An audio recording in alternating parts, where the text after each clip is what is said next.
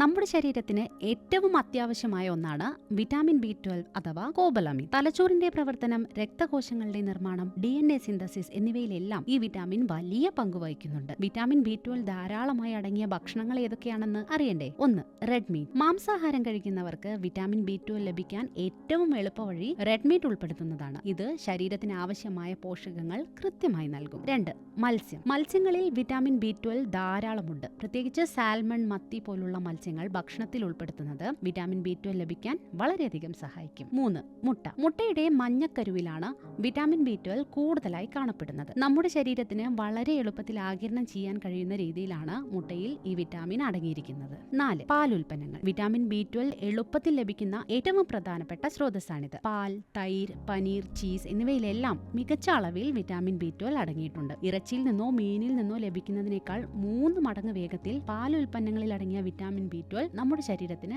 ആഗിരണം ചെയ്യാൻ കഴിയും. 5. ഫോർട്ടിഫൈഡ് ഭക്ഷണങ്ങൾ. സസ്യാഹാരം മാത്രം കഴിക്കുന്നവർക്ക് ഏറ്റവും നല്ലതാണ് ഫോർട്ടിഫൈഡ് ധാന്യങ്ങൾ.